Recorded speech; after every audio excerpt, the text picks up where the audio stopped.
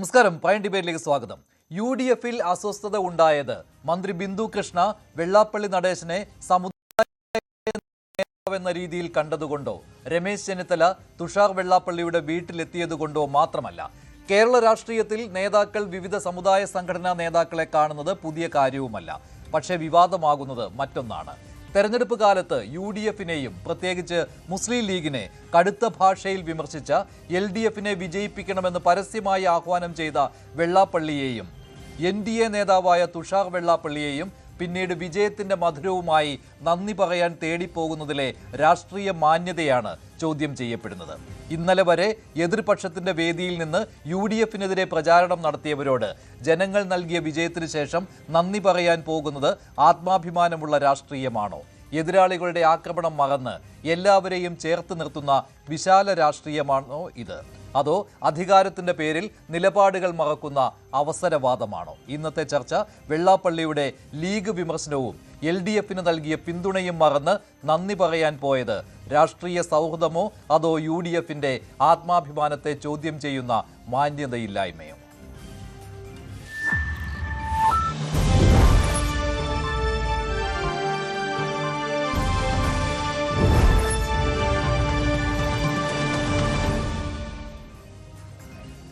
മന്ത്രി ബിന്ദു കൃഷ്ണ വെള്ളാപ്പള്ളി നടേശനെ വീട്ടിലെത്തി കാണുകയും നന്ദി പറയുകയും ചെയ്ത ആ ഫോട്ടോഗ്രാഫ്സ് ഇപ്പോൾ സാമൂഹ്യ മാധ്യമങ്ങളിൽ പ്രചരിക്കുകയാണ്. ഇതിനെക്കുറിച്ച് ഒരക്ഷരവും മന്ത്രി ബിന്ദു കൃഷ്ണ പറഞ്ഞിട്ടുമില്ല. എന്നാൽ യൂത്ത് ലീഗിൻ്റെയും യൂത്ത് കോൺഗ്രസിൻ്റെയും പോലും നേതാക്കൾ ഇതിനെതിരെ രംഗത്ത് വന്നിട്ടുണ്ട് സാമൂഹ്യ മാധ്യമങ്ങളിൽ. അല്പം മുമ്പ് CK ഹാരിസ്, അദ്ദേഹം മലപ്പുറം DCC ജനറൽ സെക്രട്ടറി കൂടിയാണ്. അദ്ദേഹത്തിൻ്റെ വാക്കുകൾ ഇങ്ങനെയാണ്: വർഗീയത പറയാൻ മാത്രം വായ തുറക്കുന്ന വെള്ളാപ്പള്ളിയെ കാറിൽ കയറ്റിയ, ഇതിപ്പോൾ കാണുന്നത് CK ഷാക്കിറിൻ്റേതാണ്, യൂത്ത് ലീഗ് ദേശീയ സെക്രട്ടറിയാണ് അദ്ദേഹം. CK ഷാക്കിർ ഇന്നലെ തന്നെ ഇക്കാര്യം പറഞ്ഞിരുന്നു. CK ഹാരിസിൻ്റെ വാക്കുകൾ, അദ്ദേഹം DCC ജനറൽ സെക്രട്ടറിയാണ്. അദ്ദേഹം പറയുന്നത്, വർഗീയത പറയാൻ മാത്രം വായ തുറക്കുന്ന വെള്ളാപ്പള്ളിയെ കാറിൽ കയറ്റിയ പിണറായിയും അനുഗ്രഹം വാങ്ങാൻ പോയ ബിന്ദു കൃഷ്ണയും രണ്ടല്ല ഒന്നാണ്. രാഹുൽ ഗാന്ധിക്കെതിരെ വയനാട് മത്സരിച്ച NDA കൺവീനർ തുഷാർ വെള്ളാപ്പള്ളിയെ സ്വീകരിച്ചവരും പോയി കണ്ടവരും രണ്ടല്ല ഒന്നാണ്. നേതാക്കൾ പ്രവർത്തകരുടെ മുഖത്തേക്ക് തുപ്പരുത്. ഇതാണ് CK Haris, DCC general secretary Malappuram, അദ്ദേഹത്തിൻ്റെ വാക്കുകൾ. നേരത്തെ CK ഷാക്കിറിൻ്റെ ഫേസ്ബുക്ക് പോസ്റ്റ് കണ്ടിരുന്നു. അതിലും അദ്ദേഹം ബിന്ദു കൃഷ്ണയ്ക്കെതിരെയുള്ള വിമർശനമാണ്. ക്ഷീരദിനാശംസയിൽ രക്ഷപ്പെടാമെന്ന് കരുതരുത്. UDF-നെയും അതിൻ്റെ നേതാക്കളെയും പുലഭ്യം പറഞ്ഞു നടന്ന വർഗീയ മാലിന്യത്തെ അങ്ങോട്ട് ചെന്ന് ആശ്ലേഷിച്ചത് അത്ര നിസ്സാരവും നിഷ്കളങ്കവുമായി കാണാൻ കഴിയില്ല. ഇതാ പിന്നെ ദുൽഖിഫിൽ, അദ്ദേഹം യൂത്ത് കോൺഗ്രസ് നേതാവാണ്. കേരളത്തിൻ്റെ മന്ത്രിസഭയിലേക്ക് എത്തിയതിലും ആ പദവിയിലൂടെ ജനങ്ങൾക്കായി നടത്തുന്ന പ്രവർത്തനങ്ങളിലും അങ്ങേയറ്റം ആത്മാഭിമാനം പുലർത്തുന്നവരാണ് യൂത്ത് കോൺഗ്രസ് നേതൃത്വം എന്ന് പറഞ്ഞുകൊണ്ടാണ് ബിന്ദു കൃഷ്ണയ്ക്കെതിരെയുള്ള വിമർശനം ദുൽഖിഫിൽ ഉന്നയിക്കുന്നത്. ഇങ്ങനെ പല ഫേസ്ബുക്ക് പോസ്റ്റുകളും ഇപ്പോൾ പ്രചരിക്കുകയാണ്. മന്ത്രി ബിന്ദു കൃഷ്ണയ്ക്കെതിരെയും രമേശ് ചെന്നിത്തലയ്ക്കെതിരെയും. ബിന്ദു കൃഷ്ണ വെള്ളാപ്പള്ളി നടേശനെ താണു വണങ്ങുന്ന ആ ചിത്രവും ഇപ്പോൾ സാമൂഹ്യ മാധ്യമങ്ങളിൽ പ്രചരിക്കുകയാണ്. വിമർശനങ്ങൾ വരുന്നുമുണ്ട്. അതിൽ ഏറ്റവും പ്രധാനപ്പെട്ട കാര്യം, വെള്ളാപ്പള്ളി നടേശൻ ലീഗിനെതിരെ കടുത്ത ഭാഷയിൽ വിമർശനം ഉന്നയിക്കുകയും മുസ്ലിം വിരുദ്ധത പ്രകടിപ്പിക്കുകയും ചെയ്ത കാര്യം. ഇത് തെരഞ്ഞെടുപ്പിൽ UDF-ന് അനുകൂലമായിട്ട് ഒരു കൺസോളിഡേഷൻ ഉണ്ടാകാൻ സഹായിച്ചിട്ടുണ്ട് എന്ന വിലയിരുത്തപ്പെടുന്ന ഒരു സാഹചര്യത്തിൽ എന്തിനാണ് മന്ത്രി ബിന്ദു കൃഷ്ണ വെള്ളാപ്പള്ളി നടേശനെ വീട്ടിൽ പോയി കണ്ട് അനുഗ്രഹം വാങ്ങിയത്, നന്ദി പ്രകടിപ്പിച്ചത് എന്നുള്ള കാര്യമാണ് ചോദ്യം ചെയ്യപ്പെടുന്നത്. ഇതേക്കുറിച്ച് ഇന്നലെ ബിന്ദു കൃഷ്ണയോട് ചോദിച്ചപ്പോൾ അവരുടെ വാക്കുകൾ ഇങ്ങനെയായിരുന്നു. ആ ബൈറ്റ് കേൾക്കാം. കഴിഞ്ഞ ദിവസം ഇത്തരത്തിൽ വെള്ളാപ്പള്ളിയെ സന്ദർശിക്കുന്ന സാഹചര്യം ഉണ്ടാകുന്നു. ഇപ്പോൾ കഴിഞ്ഞ സർക്കാരിന്റെ ഒക്കെ കാലത്ത് വെള്ളാപ്പള്ളിയോടുള്ള സമീപനമൊക്കെ കോൺഗ്രസ് വലിയ തരത്തിൽ വിമർശിച്ചതാണ്. എന്നിട്ട് ഇപ്പോൾ വെള്ളാപ്പള്ളിയെ സന്ദർശിച്ചത് എന്തിന്റെ അടിസ്ഥാനത്തിലാണ്? അല്ലെങ്കിൽ എല്ലാവർക്കും ലോക ക്ഷീരദിന ആശംസകൾ. മറുപടി രമേശ് ചെന്നിത്തലയെയും ബിന്ദു കൃഷ്ണയെയും വിമർശിക്കേണ്ട കാര്യമുണ്ടോ? എന്തുകൊണ്ടാണ് കോൺഗ്രസ് രാഷ്ട്രീയത്തിനുള്ളിലും ലീഗ് രാഷ്ട്രീയത്തിനുള്ളിലും ഈ രണ്ടു പേർക്കുമെതിരെ വിമർശനം ഉയരുന്നത്? Shri Mohan Varghese, Shri RV Babu, Shri CB Sathyan, Shri KPO Rahmatullah എന്നിവർ ചേരുകയാണ്. ശ്രീ മോഹൻ വർഗീസ്, ഇത് വിമർശിക്കപ്പെടേണ്ട ഒന്നാണോ? മന്ത്രി ബിന്ദു കൃഷ്ണ വെള്ളാപ്പള്ളി നടേശനെ പോയി കണ്ട് അനുഗ്രഹം വാങ്ങുക അല്ലെങ്കിൽ നന്ദി പ്രകടിപ്പിക്കുകയാണ് ചെയ്തത്. പക്ഷേ ലീഗിൽ നിന്നാണ് ആദ്യമായിട്ട് പ്രതികരണം ഉണ്ടായത് മന്ത്രിക്കെതിരെ. ഇപ്പോൾ പരസ്യമായിട്ട് ആരും പ്രതികരിക്കുന്നില്ല. പക്ഷേ ഫേസ്ബുക്കിലൂടെയും മറ്റും അവരുടെ വിമർശനം ഉന്നയിച്ചുകൊണ്ടേയിരിക്കുകയാണ്. യൂത്ത് കോൺഗ്രസിൻ്റെ മലപ്പുറം DCC ജനറൽ സെക്രട്ടറിയിൽ നിന്ന് പോലും ഇത്തരത്തിലുള്ള വിമർശനങ്ങൾ വരുന്നുണ്ട്. പിന്നെ രമേശ് ചെന്നിത്തല തുഷാർ വെള്ളാപ്പള്ളിയുടെ വീട്ടിൽ പോയി കണ്ടത്, അതൊരു സമുദായ സംഘടനാ നേതാവ് എന്ന രീതിയിലല്ലല്ലോ തുഷാർ വെള്ളാപ്പള്ളി ഇപ്പോൾ ഉള്ളത് കേരള രാഷ്ട്രീയത്തിൽ. അദ്ദേഹം NDA നേതാവാണ്. ശ്രീ മഞ്ജുഷ്, വെളുക്കച്ചിരിച്ചുകൊണ്ട് ഈ മന്ത്രി ബിന്ദു കൃഷ്ണ ക്ഷീരദിന ആശംസകൾ പറയുന്നത് കേരളം കൗതുകപൂർവ്വം കേൾക്കുകയാണ്. ഇപ്പം ബിന്ദു കൃഷ്ണയുടെ മനസ്സിലൂടെ പോകുന്നത് ഒരു പക്ഷേ ക്ഷീരമുള്ളവർ അകിടിൻ ചുവട്ടിലും ചോര തന്നല്ലോ കൊതുകിന് പ്രധാനം എന്നായിരിക്കാം. പക്ഷേ എന്തായാലും അണികൾ നേതാക്കളെ തിരുത്തുന്ന കാലത്താണ് നമ്മൾ ജീവിക്കുന്നത്. അത് കുഞ്ഞികൃഷ്ണൻ പറഞ്ഞാൽ മാത്രം ശരിയാവില്ല. കോൺഗ്രസിൻ്റെ അണികളും ചെറുകിട നേതാക്കളും വൻകിട നേതാക്കളെയും മന്ത്രിമാരെയും തിരുത്തുന്ന ഒരു മനോഭാവത്തിലാണ് ഇപ്പോൾ നിൽക്കുന്നത്. ഇതിന് രണ്ടു പക്ഷമുണ്ട്. ഇൻട്രോയിൽ തന്നെ ശ്രീ മഞ്ജുഷ് അത് സൂചിപ്പിക്കുകയും ചെയ്തു. ഒരു വശത്ത് മന്ത്രി എല്ലാവരുടെയും മന്ത്രിയാണ്. ബിന്ദു കൃഷ്ണയെ അങ്ങനെ ഏതെങ്കിലും ഒരു സമുദായത്തിൻ്റെ ആളായോ അല്ലെങ്കിൽ ഒരു കോൺഗ്രസിൻ്റെ ഒരു മന്ത്രിയെന്നോ എന്ന നിലയിലല്ല, എല്ലാവരുടെയും മന്ത്രിയാണ്. തെരഞ്ഞെടുപ്പിൽ വിജയിക്കാൻ എല്ലാ സമുദായങ്ങളുടെയും പിന്തുണ ആവശ്യപ്പെട്ടു, അത് ലഭിക്കുകയും ചെയ്തിട്ടുണ്ട്. പക്ഷേ മറുവശത്ത് നോക്കുമ്പോൾ ഇതിനുള്ള സമയവും നേരവുമാണോ അതും പരിഗണിക്കണ്ടേ? കോൺഗ്രസ് പ്രവർത്തകരുടെ ആത്മാഭിമാനം എത്രയോ വ്രണപ്പെട്ടു. കോൺഗ്രസിനെതിരെ അതിശക്തമായ ആക്രമണമല്ലേ വെള്ളാപ്പള്ളി നടേശൻ കാഴ്ചവെച്ചത്. അതുമാത്രമല്ല മുസ്ലിം സമുദായത്തെയും മുസ്ലിം ലീഗിനെയും മലപ്പുറം ജില്ലയും ഒക്കെ വിമർശിച്ചുകൊണ്ട് വെള്ളാപ്പള്ളി നടേശൻ പല സമയങ്ങളിലായി നടത്തിയ പ്രസ്താവനകൾ എത്രത്തോളം അലോസരമാണ് കോൺഗ്രസ് പാർട്ടിക്കും മുസ്ലിം ലീഗിനും ഉണ്ടാക്കിയത്. സ്വാഭാവികമായി അങ്ങനെ ഒരാളെ സ്വന്തം സമുദായം, ബിന്ദു കൃഷ്ണ ഈഴവ സമുദായത്തിൽ പെടുന്ന ആളാണ്, ഈഴവ സമുദായത്തിൻ്റെ SNDPയുടെ നേതൃത്വത്തിലുള്ള ആളാണ് വെള്ളാപ്പള്ളി നടേശൻ. പോയി കണ്ടതിൽ പ്രഥമ ദൃഷ്ടിയാ തെറ്റൊന്നും പറയാനാവില്ല. എങ്കിലും തിണ്ണ നിരങ്ങുക എന്ന പ്രയോഗം ഇവിടെ ചേരില്ല. കാരണം തെരഞ്ഞെടുപ്പ് നേട്ടത്തിന് വേണ്ടി ഒരു സമുദായ ആചാര്യൻ്റെ വീട്ടിൽ പോയാൽ അത് തിണ്ണ നിരങ്ങലാണ് എന്ന് വിവക്ഷിക്കാം. പക്ഷേ തെരഞ്ഞെടുപ്പ് വിജയത്തിന് ശേഷം എല്ലാവരെയും കാണുന്നു, കൂട്ടത്തിൽ വെള്ളാപ്പള്ളിയെ കാണുന്നു, കണിച്ചവളക്കർ വഴി പോയി ഭവനത്തിൽ കയറി അദ്ദേഹത്തെ കണ്ടു. ഇത്ര വലിയ തെറ്റാണോ എന്ന് ചോദിക്കുമ്പോൾ അതേ ശ്വാസത്തിൽ ഒരു വർഷം കഴിഞ്ഞ് പോരായിരുന്നോ മന്ത്രി ബിന്ദു ഇത് ചെയ്യുന്നത്? ഈ ചൂടൊന്ന് സമുദായ നേതാക്കളുടെ തിണ്ണ നിരങ്ങുന്നു എന്നുള്ള കാര്യം അത് മുഖ്യമന്ത്രി വി ഡി സതീശന്റെ ഒരു നിലപാടായിരുന്നു. അങ്ങനെ തിണ്ണ നിരങ്ങാൻ പോകില്ല എന്നുള്ള കാര്യം തെരഞ്ഞെടുപ്പ് സമയത്തും അദ്ദേഹത്തിന്റെ നിലപാട് അതായിരുന്നു. അപ്പോൾ ഇപ്പോൾ വിമർശനം, ഈ ഫേസ്ബുക്ക് പോസ്റ്റൊക്കെ നോക്കിയാൽ വിമർശനം വരുന്നതും ഈ സമുദായ നേതാക്കളുടെ തിണ്ണ നിരങ്ങി എന്നുള്ള കാര്യത്തിലല്ല. അത് വരുന്നത് താങ്കൾ സൂചിപ്പിച്ചതുപോലെ ഞങ്ങളുടെ ആത്മാഭിമാനത്തെ വ്രണപ്പെടുത്തി എന്നുള്ളതാണ് അല്ലേ? കാരണം വെള്ളാപ്പള്ളി നടേശൻ അതിശക്തമായ രീതിയിൽ UDFിനെതിരെയും അത് പ്രധാനമായിട്ടും മുസ്ലിം ലീഗിനെതിരെയും, അത് മുസ്ലിം വിരുദ്ധതയാണ് എന്ന രീതിയിൽ പോലും അത് വലിയ രീതിയിൽ പ്രചാരണം വന്നിരുന്ന സമയമാണ് തെരഞ്ഞെടുപ്പ് സമയം എന്ന് പറയുന്നത്. അപ്പോൾ അതിലേക്കാണ് വിമർശനം ഉന്നയിക്കുന്നത്. ഇപ്പോൾ യൂത്ത് ലീഗിൻ്റെ നേതാക്കളാണെങ്കിലും യൂത്ത് കോൺഗ്രസിൻ്റെ നേതാക്കളാണെങ്കിലും കോൺഗ്രസിൻ്റെ പ്രാദേശിക നേതാക്കളാണെങ്കിലും അല്ലേ? ഈ വിമർശനം ഉന്നയിക്കുന്നവർ ഒരു കാര്യം കൂടെ അറിയുന്നത് നല്ലതാണ് ശ്രീ മഞ്ജുഷ്. രണ്ട് പേരോട് UDFിന് തീർത്താൽ തീരാത്ത കടപ്പാടുണ്ട്. ഒന്ന് സാക്ഷാൽ പിണറായി വിജയനോട്. അദ്ദേഹത്തിൻ്റെ ഭരണം എത്രത്തോളം ദൂഷിച്ചു, എത്രത്തോളം ഭരണവിരുദ്ധതയുണ്ടായി, അതിൻ്റെ പ്രതിഫലനം കൂടിയായിരുന്നു UDF ലഭിച്ച മിന്നും നേട്ടം. രണ്ട്, വെള്ളാപ്പള്ളി നടേശൻ്റെ വായിൽ നിന്ന് വന്ന മഹത് വചനങ്ങൾ ഇതെത്രത്തോളം ബുദ്ധിമുട്ടുണ്ടാക്കി. ആ ചില സമുദായങ്ങളുടെ പൂർണ്ണമായ പിന്തുണ, അതായത് മുസ്ലിം സമുദായത്തിൻ്റെ ഉൾപ്പെടെ വൻപൻ പിന്തുണ മലബാർ മേഖലയിൽ ഉൾപ്പെടെ UDFിന് ലഭിച്ചതിൻ്റെ പിന്നിൽ കോഴിക്കോട് ജില്ല തൂത്തുവാരിയില്ലേ, ഒരു സീറ്റ് ഒഴിച്ച്. മലപ്പുറം ജില്ല 16-ൽ 16 നേടിയില്ലേ, എറണാകുളം ജില്ലയിൽ 14-ൽ 14 നേടിയില്ലേ. ഇതൊക്കെ നോക്കിയൊന്ന് കാണുമ്പോൾ വെള്ളാപ്പള്ളി നടേശനോട് തീർത്താൽ തീരാത്ത കടപ്പാടുണ്ടാകണം കോൺഗ്രസിന്. അത് ഒരു ആലങ്കാരികമായി പറയുന്നതാണ്. പക്ഷേ ഇതൊക്കെ തന്നെയല്ലേ കോൺഗ്രസിനെ സഹായിച്ചത്. അപ്പോൾ ഇപ്പോൾ തിരഞ്ഞെടുപ്പെല്ലാം കഴിഞ്ഞു, ഇനി വാശിയും വൈരാഗ്യം വെച്ചിരുന്നിട്ട് കാര്യമൊന്നുമില്ലല്ലോ.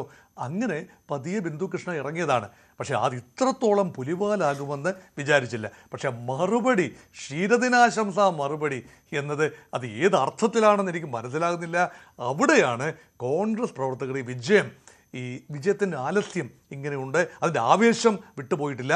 വി ഡി സതീശൻ എന്ന മുഖ്യമന്ത്രി എടുത്ത ചില നിലപാടുകൾ, കർക്കശമായ ചില നിലപാടുകൾ, ആ നിലപാടിനോടൊപ്പം ചേർന്ന് നിൽക്കേണ്ടതല്ലേ മന്ത്രിസഭാ അംഗങ്ങൾ? ന്യായമായ ചോദ്യമല്ലേ യൂത്ത് കോൺഗ്രസ് ചോദിക്കുന്നത്, മുസ്ലിം ലീഗ് ചോദിക്കുന്നത്? ന്യായമായ കാര്യങ്ങളല്ലേ? എന്തുകൊണ്ട് ഇപ്പോൾ ചാടിപ്പുറപ്പെട്ടു? വെള്ളാപ്പള്ളി നടേശനെ കാണരുതെന്നൊന്നും പറയാൻ ഞാനാണല്ലോ, പക്ഷേ ഇത് പോകുന്നതിനൊരു സമയമില്ലേ?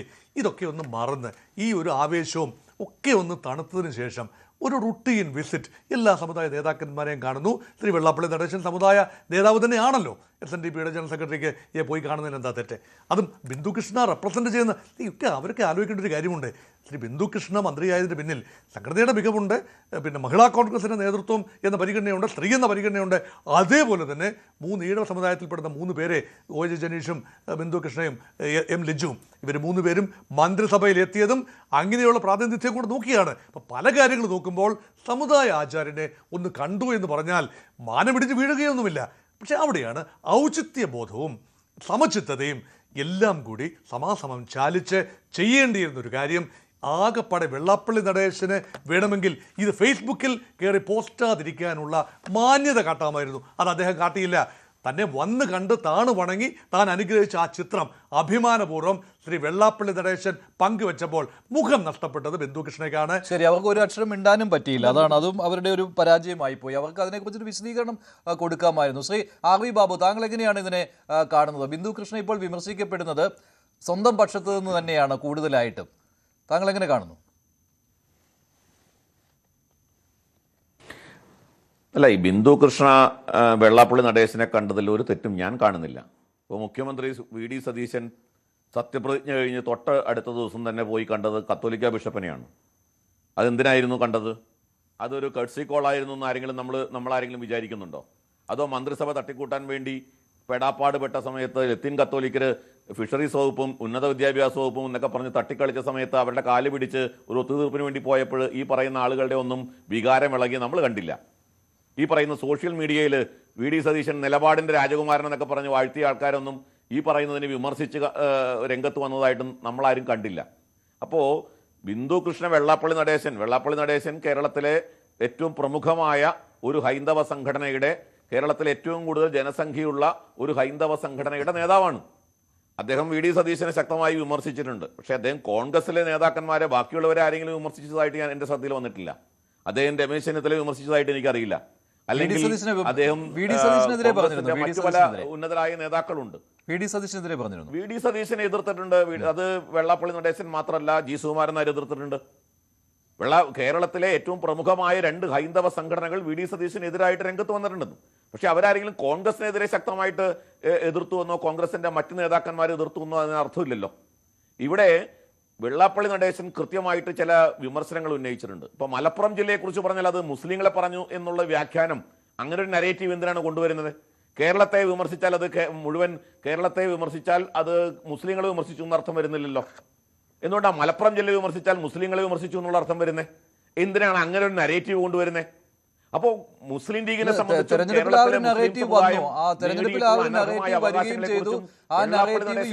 സഹായകരമായിട്ടുമുണ്ട്. അതിനുശേഷം ബിന്ദു കൃഷ്ണ പോയി വെള്ളാപ്പള്ളിയെ കണ്ടു വണങ്ങിയതാണ് ഇപ്പോൾ ലീഗിനെ ചൊടിപ്പിച്ചിരിക്കുന്നത്. സ്വാഭാവികമാണല്ലോ അത്. മഞ്ജുഷേ, വെള്ളാപ്പള്ളി നടേശന്റെ പ്രസ്താവന UDF-നകത്ത്, അതായത് മുസ്ലിം വോട്ടിന്റെ കൺസോൾട്ടേഷൻ സഹായിച്ചു എന്നൊക്കെയുള്ളത് ഞാൻ അങ്ങനെ വിശ്വസിക്കുന്നില്ല. കാരണം ക്രിസ്ത്യൻ ഭൂരിപക്ഷമുള്ള മണ്ഡലങ്ങളിൽ എങ്ങനെയാണ് UDF ജയിച്ചത്? അവിടെ ക്രിസ്ത്യാനികൾക്കെതിരെ ഒന്നും വെള്ളാപ്പള്ളി നടേശൻ പറഞ്ഞിട്ടില്ലല്ലോ. അങ്ങനെയാണെങ്കിൽ, ഈ പറഞ്ഞ ന്യായമനുസരിച്ചിട്ടാണെങ്കിൽ എറണാകുളം മുതൽ കോട്ടയം, ഇടുക്കി, പത്തനംതിട്ട ഈ ജില്ലകളിലൊക്കെയുള്ള ക്രിസ്ത്യൻ സ്വാധീനം വളരെ കൂടുതലാണ്. അവിടെയൊക്കെ എങ്ങനെയാണ് ഇടതുപക്ഷം തോറ്റമ്പിയത്? ഈവൻ കണ്ണൂരിലെ CPM-ന്റെ ഏറ്റവും കൊട്ടക്കൊത്തളങ്ങളിൽ അവിടെ മുസ്ലിം കൺസോൾട്ടേഷൻ CPM-നെതിരായതുകൊണ്ടാണോ അവിടെ തോറ്റത്? അല്ലല്ലോ. ഇവിടെ വളരെ കൃത്യമാണ്, പിണറായി വിജയന്റെ സർക്കാരിനോടുള്ള ജനരോഷം അതിശക്തമായിരുന്നു. ആ ജനരോഷം രാഷ്ട്രീയ ഭേദമന്യേ, മതഭേദമന്യേ UDF-ന് അനുകൂലമായി. അത്രയേ ഉള്ളൂ അതിനകത്ത് കാര്യം. അത് വെള്ളാപ്പള്ളി നടേശന്റെ പ്രസ്താവന കൊണ്ടാണ് എന്ന ഒരു വ്യാഖ്യാനം കൊണ്ടുവരുന്നത് യുക്തിസഹമല്ല. ഒന്നാമത്തെ കാര്യം. ഇനി വെള്ളാപ്പള്ളി നടേശന് മാത്രമാണോ ഈ മുസ്ലിം സമൂഹത്തിന്റെ, അല്ലെങ്കിൽ മുസ്ലിം സമുദായം, മുസ്ലിം ലീഗ് അനർഹമായ അവകാശങ്ങൾ നേടിയെടുക്കുന്നു എന്നുള്ളത്? ജോഷി മയ്യാറ്റിൽ ഇപ്പോൾ ക്രൈസ്തവ സഭയുടെ ഒരു മത നേതാവാണല്ലോ. നമ്മുടെ മുനമ്പം വിഷയത്തിലൊക്കെ വളരെ ശക്തമായി നിലപാടെടുത്തിട്ടുള്ള ഒരു ക്രിസ്ത്യൻ പുരോഹിതനാണ്. അദ്ദേഹത്തിന്റെ ഒരു ഫേസ്ബുക്ക് പോസ്റ്റ് ഞാൻ കണ്ടു കഴിഞ്ഞ ദിവസം. എന്താണ് അദ്ദേഹത്തിന്റെ ആക്ഷേപം? അദ്ദേഹം പറയുന്നത് കേരളത്തിൽ കഴിഞ്ഞ 15 വർഷമായിട്ട് ന്യൂനപക്ഷ ക്ഷേമ വകുപ്പിന്റെ ചെയർമാൻ എന്തേ മുസ്ലിം വിഭാഗത്തിൽ നിന്നുള്ളവർ മാത്രമായിട്ട് മാറുന്നേ? എന്തുകൊണ്ടാണ് മുസ്ലിം സമുദായത്തിൽ നിന്നുള്ള മാത്രപരമായിട്ട് മാറുന്നേ? ജില്ലാതലങ്ങളിൽ ന്യൂനപക്ഷ ക്ഷേമ സമിതികളുണ്ട്. എറണാകുളത്ത് പോലും, അതായത് ക്രിസ്ത്യൻ സ്വാധീനവും മേധാവിത്വവും മെജോറിറ്റിയുമുള്ള എറണാകുളത്ത് പോലും ആ സമിതികളിൽ മുസ്ലിങ്ങളുടെ എണ്ണമാണല്ലോ കൂടുതൽ. അത് തിരുവനന്തപുരം മുതൽ അങ്ങ് കാസർഗോഡ് വരെ എല്ലാ ജില്ലാ സമിതികളിലും മുസ്ലിം പ്രാതിനിധ്യമാണ് കൂടുതൽ. എന്തുകൊണ്ടാണ് അങ്ങനെ വന്നത്? ഈ ചോദിക്കുന്നത് ഞാനല്ല, വെള്ളാപ്പള്ളി നടേശനുമല്ല, ജോഷി മയ്യാറ്റിലാണ്. അദ്ദേഹം ചോദിക്കുന്നു, മുസ്ലിം ന്യൂനപക്ഷ പ്രൊമോട്ടർമാരുണ്ട്, ഈ പ്രൊമോട്ടർമാരുടെ എണ്ണവും എല്ലാ ജില്ലകളിലും ഈ മുസ്ലിം സമുദായത്തിൽപ്പെട്ടവരാണല്ലോ കൂടുതൽ.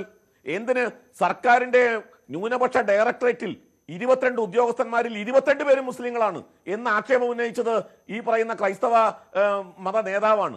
ഇതൊക്കെ ചർച്ച ചെയ്യുമ്പോൾ, ഇതൊക്കെ ചൂണ്ടിക്കാണിക്കുമ്പോൾ, ഈ വിവേചനങ്ങൾ, ഈ വർഗീയ പ്രീണനങ്ങളൊക്കെ ചൂണ്ടിക്കാണിക്കുമ്പോൾ വെള്ളാപ്പള്ളി നടേശനെ വർഗീയവാദിയാണ്, വർഗീയ പ്രചരണമാണ് വെള്ളാപ്പള്ളി നടേശൻ നടത്തുന്നത് എന്ന് പറഞ്ഞാൽ അതങ്ങനെ തൊണ്ട തൊടാതെ വിഴുങ്ങാൻ കഴിയില്ല മഞ്ജുഷേ.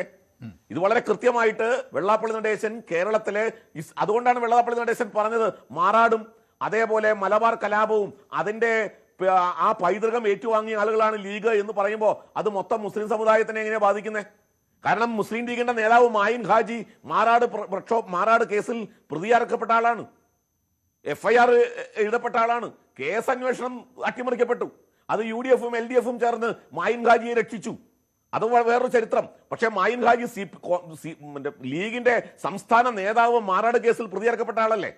അപ്പൊ മാറാട് കലാപമായാലും മലബാർ കലാപമായും അതിന്റെ പൈതൃകത്തിൽ അഭിമാനിക്കുന്ന ആ ലീഗിന്, കാരണം വാര്യൻകുന്നിന് മലപ്പുറത്ത് വലിയ നിലമ്പൂര് വലിയ സ്മാരകം ഉണ്ടാക്കുന്നത് നമ്മൾ കണ്ടതാണ്. അപ്പം മലബാർ കലാപത്തിന്റെ പൈതൃകത്തിൽ അഭിമാനിക്കുന്ന ലീഗിനെ സംബന്ധിച്ച് വിമർശനം ഉന്നയിച്ചാൽ അത് മുസ്ലിങ്ങൾക്കെതിരെയാണ് എന്നുള്ള വ്യാഖ്യാനം എന്തിനാണ്? അപ്പോൾ ലീഗിനാണ് പൊള്ളിയത്. കോൺഗ്രസിന്റെ എല്ലാ നേതാക്കന്മാരും വെള്ളാപ്പള്ളിക്കെതിരെ വിമർശനം ഉന്നയിച്ചിട്ടില്ല. ലീഗ് നേതാക്കന്മാരും മലബാറിലെ മുസ്ലിം വോട്ട് വേണമെന്ന് ചിന്തിക്കുന്ന ചില നേതാക്കന്മാരുണ്ട്, അവരും കോൺഗ്രസിനകത്തെ നേതാക്കന്മാർ, അവരാണ് വെള്ളാപ്പള്ളി വെള്ളാപ്പള്ളിയെ പോയി കാണുവാൻ ഒരു മടിയും ഉണ്ടാകാതിരുന്നത് ലീഗിന്റെ അസ്വസ്ഥതകൾക്കിടയിലും. ലീഗിന് ഇങ്ങനെ ഒരു അസ്വസ്ഥത ഇക്കാര്യത്തിൽ ഉണ്ട് എന്നുള്ള കാര്യം ഉറപ്പാണല്ലോ അല്ലേ? അതുകൊണ്ടാണല്ലോ യൂത്ത് ലീഗ് നേതാക്കളെ കൊണ്ട് ഇങ്ങനെ പരസ്യമായിട്ടുള്ള പ്രതികരണം സാമൂഹ്യ മാധ്യമങ്ങളിൽ ചെയ്യിക്കുന്നത്. പക്ഷേ നേരിട്ട് പറയുന്നില്ല, മാധ്യമങ്ങൾക്ക് മുന്നിൽ പറയുന്നില്ല. പക്ഷേ ഇങ്ങനെയുള്ള കാര്യങ്ങൾ പറയുന്നു. അത് മന്ത്രിക്കെതിരെയാണ്, മന്ത്രിക്കെതിരെ പറഞ്ഞുകൊണ്ടിരിക്കുകയാണ്. അതുപോലെ തന്നെയാണ് രമേശ് ചെന്നിത്തല തുഷാർ വെള്ളാപ്പള്ളിയെ കണ്ട സംഭവത്തിൽ.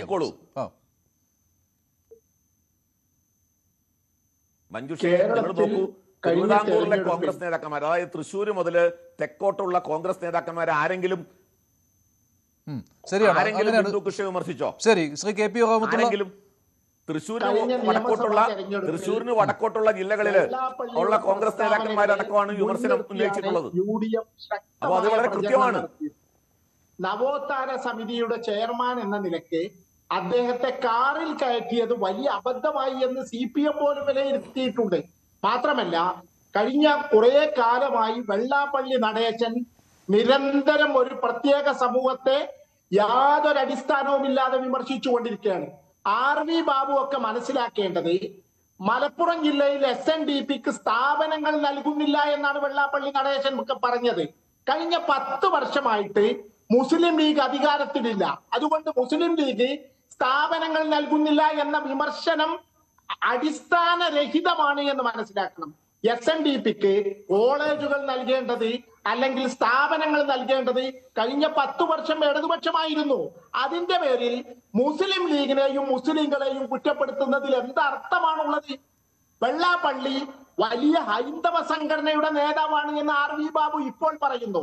ഒരുപാട് വർഷങ്ങൾക്ക് മുമ്പ് സംവരണ സമുദായ മുന്നണി എന്ന് പറയുന്ന 56ഓളം സംഘടനകളുള്ള ഒരു വലിയ സമൂഹത്തിന്റെ ചെയർമാൻ ആയിരുന്നു വെള്ളാപ്പള്ളി നടേശൻ. അന്ന് അദ്ദേഹത്തോടൊപ്പം ആരൊക്കെയാണ് ഉണ്ടായിരുന്നത്? അതിന്റെ ചെയർമാൻ കുട്ടി അഹമ്മദ് കുട്ടിയായിരുന്നു, മുസ്ലിം ലീഗിന്റെ MLA. അതിന്റെ വൈസ് ചെയർമാൻ ആയതായിരുന്നു നസറുദ്ദീൻ എളമരമായിരുന്നു, കായിക്കര ശംസുദ്ദീൻ ആയിരുന്നു, ജസ്റ്റിസ് PK ശംസുദ്ദീൻ ആയിരുന്നു. ഇങ്ങനെ മുസ്ലിം കമ്മ്യൂണിറ്റിയെ കുറിച്ച് വളരെ കൃത്യമായി ധാരണയുള്ള ആളാണ് വെള്ളാപ്പള്ളി നടേശൻ. മനഃപൂർവ്വം ഒരു സമൂഹത്തെ തെറ്റിദ്ധരിപ്പിക്കാനും മനഃപൂർവ്വം ഒരു സമൂഹത്തെ പ്രതിക്കൂട്ടിലാക്കാനുമാണ് വെള്ളാപ്പള്ളി നടേശൻ മുന്നിട്ടിറങ്ങിയത്. അതുകൊണ്ട് തന്നെയാണ് മലബാറിൽ വെള്ളാപ്പള്ളിക്കെതിരായ പ്രചരണം, വെള്ളാപ്പള്ളിയും CPM തമ്മിലുള്ള അവിശുദ്ധ കൂട്ടുകെട്ടിനെതിരെയുള്ള പ്രചരണം വോട്ടർമാരിൽ നല്ല വിലയിലേശുകയും LDFന്റെ അവർ ഒരുപാട് കാലമായിട്ട് കൈവശം വെച്ചു വരുന്ന സിറ്റിംഗ് സീറ്റുകൾ മുഴുവൻ നഷ്ടപ്പെടുകയും ചെയ്തത്. CPM-ലെ നേതാക്കൾ തന്നെ വെള്ളാപ്പള്ളിയെ ന്യായീകരിച്ചതും വെള്ളാപ്പള്ളിയെ കാറിൽ കയറ്റിയതും LDF-ന് വലിയ തിരിച്ചടിയായി എന്ന് പറഞ്ഞിട്ടുണ്ട്. അങ്ങനെയുള്ള ഒരു സാഹചര്യവും അന്തരീക്ഷവും നിലനിൽക്കുമ്പോൾ ബിന്ദു കൃഷ്ണ വെള്ളാപ്പള്ളിയെ അങ്ങോട്ട് പോയി കണ്ടതിനെ കുറിച്ച് മുസ്ലിം ലീഗോ UDF-ലുള്ളവരോ വിമർശനം ഉന്നയിക്കുന്നതിനെ വർഗീയമായിട്ട് കാണാൻ കഴിയില്ല. അല്ലെങ്കിൽ വലിയ ജനാധിപത്യവാദിയായ വെള്ളാപ്പള്ളി നടേശനെ കുറ്റം പറയുന്നു എന്ന നിലവിളിയിൽ ഒരർത്ഥവുമില്ല. റഹ്മത്തുള്ള അതിൽ ആവിർഭാവ് പറഞ്ഞ കാര്യം ശ്രദ്ധിച്ചുവല്ലോ. കേരളത്തിലെ തെക്കോട്ടുള്ള കോൺഗ്രസ് നേതാക്കൾക്ക് ഇങ്ങനെ ഒരു വിമർശനമില്ല, വടക്കോട്ടുള്ള നേതാക്കൾക്കാണ് ഈ വിമർശനം ഉള്ളത് എന്ന്.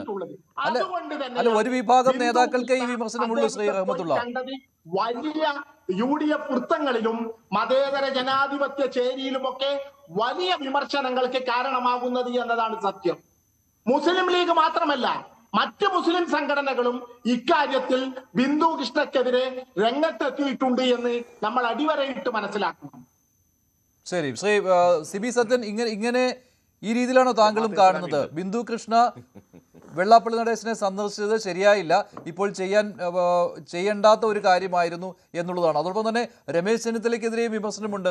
അത് മറ്റൊരു ആംഗിളിലാണല്ലോ തുഷാർ വെള്ളാപ്പള്ളിയെ വീട്ടിൽ പോയി സന്ദർശിച്ചത്. മഞ്ജുഷ, ഇതിനകത്ത് നമ്മൾ അടിസ്ഥാനപരമായിട്ട് രാഷ്ട്രീയപരമായ വളരെ സ്ട്രിക്ട്ലി ആയിട്ടുള്ള രാഷ്ട്രീയപരമായ നിലപാടിൽ പോയി നോക്കി കാണുകയാണെങ്കിൽ ശ്രീ VD സതീശൻ കാത്തോലിക്ക ബാവയെ പോയി കണ്ടതും ശ്രീ രമേശ് ചെന്നിത്തല തുഷാർ വെള്ളാപ്പള്ളിയെ പോയി കണ്ടതും ശ്രീ ബിന്ദു കൃഷ്ണ വെള്ളാപ്പള്ളി നടേശനെ പോയി കണ്ടതും ഒഴിവാക്കേണ്ട സംഗതികളായിരുന്നു എന്നുള്ളത് തന്നെയാണ് വളരെ കൃത്യമായ അഭിപ്രായം. കാരണം ജനങ്ങളാണ്, ഒരു ജനാധിപത്യ പ്രക്രിയയിൽ ജനങ്ങളാണ് വോട്ട് ചെയ്തത്. ഭരണവിരുദ്ധ വികാരം കൊണ്ടാണ് UDF വിജയിച്ചത്. അങ്ങനെ ഭരണവിരുദ്ധ വികാരം കൊണ്ട് UDF വിജയിച്ച വിജയത്തെ വളരെ ചെറുതാക്കി ഓരോ സംഘടനകളുടെയും സമുദായ നേതാക്കന്മാരുടെയും ഈ പറഞ്ഞ സഹായം കൊണ്ടാണ് വിജയിച്ചത് എന്ന തരത്തിലേക്ക് ഇതിനെ ചുരുക്കുക എന്നത് ജനാധിപത്യത്തിൽ അഭിലഷണീയമായ ഒരു സംഗതിയല്ല. ഇവിടെ രണ്ട് കാര്യങ്ങൾ. ഒന്ന്, ഈ ശ്രീ VD സതീശൻ കത്തോലിക്ക ബാവയെ സന്ദർശിച്ചത് വലിയ പ്രശ്നമാകാത്തതിന് പിന്നിലുള്ള ഒരു കാരണം, ആ സമുദായമോ അല്ലെങ്കിൽ ആ നേതാവോ ഈ UDF-നെതിരെ പരസ്യമായ ഒരു നിലപാടെടുത്തില്ല എന്നതിന്റെ കൂടെ അടിസ്ഥാനത്തിലാണ്. അതേസമയം വെള്ളാപ്പള്ളി നടേശനിലേക്ക് എത്തുമ്പോൾ ആ സ്ഥിതി കുറച്ചുകൂടെ മാറുന്നുണ്ട്. കാരണം രാഷ്ട്രീയപരമായിട്ട്, ഞാൻ സാമുദായികപരമായിട്ടല്ല പറയുന്നത്, രാഷ്ട്രീയപരമായിട്ട് മുസ്ലിം ലീഗിനെ വിമർശിച്ചതോ മലപ്പുറം ജില്ലയെ വിമർശിച്ചതോ അല്ല ഞാൻ സംസാരിക്കുന്നത്. ഞാൻ സംസാരിക്കുന്നത് രാഷ്ട്രീയപരമായിട്ട് LDF-ന് അനുകൂല നിലപാടെടുക്കുകയും പിണറായി വിജയൻ വീണ്ടും അധികാരത്തിൽ വരണമെന്ന് ആഗ്രഹിക്കുകയും അതിനു വേണ്ടിയിട്ട് പരസ്യ ആഹ്വാനം ചെയ്യുകയും അതിനുവേണ്ടി പ്രവർത്തിക്കുകയും ചെയ്തൊരു നേതാവാണ് ശ്രീ വെള്ളാപ്പള്ളി നടേശൻ. അദ്ദേഹത്തെ തെരഞ്ഞെടുപ്പിന്റെ അടുത്ത ദിവസം മന്ത്രിയായി സ്ഥാനമേറ്റതിന് ശേഷം ശ്രീമതി ബിന്ദു കൃഷ്ണ പോയി കണ്ടു, അല്ലെങ്കിൽ ഈ പറഞ്ഞ താണു വണങ്ങി തിരിച്ചു വരുന്നത് ഒരു കാരണവശാലും കോൺഗ്രസിലെ അണികൾക്ക് ഒരു നല്ല സന്ദേശമല്ല കൊടുക്കുന്നത്. ഞാൻ ലീഗിനെ പറ്റിയല്ല സംസാരിക്കുന്നത്, ഞാൻ സമുദായ ഭാഗത്തെ പറ്റിയല്ല സംസാരിക്കുന്നത്. ഞാൻ പറയുന്നത് സമുദായ നേതാവ് എന്ന രീതിയിൽ തെറ്റില്ല, പക്ഷേ UDF-നെയും ലീഗിനെയും ഇത്ര ശക്തമായിട്ട് ആക്രമിച്ച ഒരാളെ പോയി കണ്ടത് അണികൾക്ക് ബുദ്ധിമുട്ടുണ്ടാക്കി. ആ ആംഗിളിൽ നമുക്ക് പറയാൻ പറ്റുകയുള്ളൂ. അതെ, ഞാൻ പറയുന്ന മഞ്ജുഷ, ഇതിനകത്തൊരു കാര്യം നമ്മൾ മനസ്സിലാക്കേണ്ടത്, വെള്ളാപ്പള്ളി നടേശന് സമുദായ നേതാവ് എന്നല്ല, ഒരിക്കലും നമ്മളൊരു റിവഞ്ച് പൊളിറ്റിക്സിനെ പറ്റിയല്ല ഇവിടെ സംസാരിക്കുന്നത്. ഒരു സർക്കാർ അധികാരത്തിൽ ഏറുമ്പോൾ അതിനു മുമ്പ് തനിക്കെതിരെ പ്രവർത്തിച്ച ആൾക്കാരെ എല്ലാം ഓടിച്ചെന്ന് അവരോട് പ്രതികാരം ചെയ്യുക എന്ന് പറയുന്ന ഒന്നും ഒരു ജനാധിപത്യ പ്രക്രിയയുടെ ഭാഗമല്ല, അതൊന്നും ജനാധിപത്യ മര്യാദയുടെ ഭാഗമല്ല. നമ്മളെല്ലാവരും ഉൾക്കൊണ്ട് തന്നെ മുന്നോട്ട് പോവുകയാണ്. രാഷ്ട്രീയം അങ്ങോട്ടും ഇങ്ങോട്ടും എതിർക്കുകയും അങ്ങോട്ടും ഇങ്ങോട്ടും യുദ്ധം ചെയ്യുകയൊക്കെ ചെയ്യുന്ന ഒരു പ്രക്രിയ തന്നെയാണ്. പക്ഷേ ഇതിനകത്ത് ഏറ്റവും വലിയ പ്രശ്നം എന്ന് പറയുന്നത്, ഈ പറഞ്ഞ വെള്ളാപ്പള്ളി ഇത്രയും അടിയന്തരമായി പോയി കണ്ട്, അതായത് ഒരുപക്ഷെ UDF അണികൾ ഇത്രയും ആവേശത്തിൽ നിൽക്കുമ്പോൾ, വെള്ളാപ്പള്ളി നടേശൻ മുൻകാലങ്ങളിൽ തോൽപ്പിക്കണമെന്ന് പറഞ്ഞ പല നേതാക്കന്മാരുണ്ട്. വെള്ളാപ്പള്ളി നടേശൻ പണ്ട് VM സുധീരനെ തോൽപ്പിക്കാൻ നടന്നിട്ടുണ്ട്. വെള്ളാപ്പള്ളി നടേശൻ പണ്ട് ശ്രീ KC വേണുഗോപാലിനെ തോൽപ്പിക്കാൻ നടന്നിട്ടുണ്ട്. അങ്ങനെ ഒരുപാട് പ്രമുഖ നേതാക്കന്മാരെ തോൽപ്പിക്കാൻ നടക്കുകയും പരാജയപ്പെടുകയും ചെയ്ത ഒരാളാണ് ശ്രീ വെള്ളാപ്പള്ളി നടേശൻ. അതുകൊണ്ട് തന്നെ വെള്ളാപ്പള്ളി നടേശന്റെ, അതും എന്താ പറയുക, നടേശന്റെ ശക്തി കേന്ദ്രമായ ആലപ്പുഴയിലാണ് ഈ ആൾക്കാരെയൊക്കെ തോൽപ്പിക്കുമെന്ന് അദ്ദേഹം മുൻകാലങ്ങളിൽ പ്രഖ്യാപിച്ചത്. അവിടെ ഇവരെ ആരെയും തോൽപ്പിക്കാൻ അദ്ദേഹത്തിന് കഴിഞ്ഞില്ല. അപ്പൊ അദ്ദേഹത്തിന് ഈ പറഞ്ഞതുപോലെ ആവശ്യത്തിലധികമുള്ള രാഷ്ട്രീയ പ്രാധാന്യം കൽപ്പിച്ചു കൊടുക്കുകയും അദ്ദേഹത്തിന് ഇതിനൊക്കെ കഴിവുണ്ട് എന്ന് കാണിക്കുകയും ചെയ്യേണ്ട ആവശ്യവും ഉണ്ടെന്ന് സത്യം പറഞ്ഞാൽ പേഴ്സണലായിട്ട് എനിക്ക് തോന്നുന്നില്ല. പക്ഷെ എന്തു പറഞ്ഞാലും ഇവിടുത്തെ ഏറ്റവും വലിയ സംഗതി എന്ന് പറയുന്നത്, നിങ്ങളുടെ രാഷ്ട്രീയ പാർട്ടിയെ തോൽപ്പിക്കാൻ ആഹ്വാനം ചെയ്ത, നിങ്ങളുടെ ഭരണം ഒരു കാരണവശാലും നിങ്ങളെ ഭരണത്തിൽ ഏറ്റരുത് എന്ന് ആഹ്വാനം ചെയ്ത ഒരു സമുദായ നേതാവിനെ തെരഞ്ഞെടുപ്പിന് ശേഷം മന്ത്രിയായിട്ട് സത്യപ്രതിജ്ഞയ്ക്ക് ശേഷം തൊട്ടടുത്ത് പോയി കാണുന്നത് അനഭിലഷണീയമായ ഒരു പ്രവണതയാണ്. അതുപോലെ തന്നെയാണ് ശ്രീ രമേശ് ചെന്നിത്തലയുടെ കാര്യവും. അദ്ദേഹം പോയി കണ്ടത് തുഷാർ വെള്ളാപ്പള്ളി NDAയുടെ നേതാവാണ്.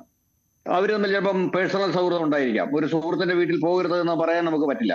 പക്ഷേ എന്നാലും അത് മറ്റൊരവസരത്തിലാകാമായിരുന്നു. കാരണം ഈ പറഞ്ഞ ആൾക്കാരൊക്കെ സ്ഥാനമേറ്റിട്ട്, കാരണം തുഷാർ വെള്ളാപ്പള്ളി നടേശന്റെ മകനാണ്, SNDPയിൽ നല്ല ശക്തി സ്വാധീനമുള്ള ഒരു മനുഷ്യനാണ്. അപ്പൊ അതുകൊണ്ട് തന്നെ അദ്ദേഹത്തിനെ നടത്തുന്ന കൂടിക്കാഴ്ച സൗഹൃദത്തിന്റെ പേരിൽ ചിലപ്പോൾ വായിക്കപ്പെടണമെന്നില്ല. ശ്രീ രമേശ് ചെന്നിത്തലയെ പോലുള്ള ഒരു മുതിർന്ന നേതാവ് അക്കാര്യം വളരെ കൃത്യമായിട്ട് ശ്രദ്ധിക്കേണ്ടതായിരുന്നു. കാരണം ഒരു കാര്യം മനസ്സിലാക്കേണ്ട, അണികൾ ആവേശത്തിൽ നിൽക്കുന്നുണ്ട്. അണികൾ ഒരു വലിയ ചരിത്ര വിജയത്തിന്റെ ആവേശത്തിലാണ്. ആ ആവേശം കെടുത്തുന്ന തരത്തിലുള്ള നടപടികൾ നേതാക്കന്മാരുടെ ഭാഗത്ത് ഉണ്ടാവുക എന്ന് പറയുന്നത് അതൊരു രാഷ്ട്രീയ പാർട്ടിക്കോ പ്രസ്ഥാനത്തിനോ അഭിലഷണീയമാണ് എന്ന് നമുക്ക് പറയാൻ പറ്റില്ല. അത് തികച്ചും അനഭിലഷണീയമായ പ്രവണതയായിരുന്നു. ഒഴിവാക്കാമായിരുന്നു. ഇത്തരം കാര്യങ്ങളിൽ വളരെ കൃത്യമായ ഒരു നയപരിപാടികൾ നേതാക്കന്മാർ ഉണ്ടാക്കണം. ഇപ്പൊ അടുത്ത 5 വർഷത്തിലേക്ക് ഇനി തെരഞ്ഞെടുപ്പൊന്നുമില്ല. ഇപ്പോഴേ പോയിട്ട് ഇവരെ പ്രീണിപ്പിക്കണം. ഇനി പ്രീണിപ്പിക്കാനാണ് പോകുന്നതെങ്കിൽ ഇപ്പോഴേ പോയി ഇവരെ ഒന്നും പ്രീണിപ്പിക്കേണ്ട ആവശ്യവും വരുന്നില്ല. അപ്പൊ ഇത്തരം കാര്യങ്ങളിൽ നിന്ന് കുറച്ചുകൂടെ മാറി നിന്ന് സർക്കാർ ചെയ്തു തീർക്കേണ്ട കുറെ കാര്യമുണ്ട്. 10 വർഷം ദുർഭരണത്തിന് ശേഷം അധികാരത്തിൽ വന്നൊരു സർക്കാരാണ്.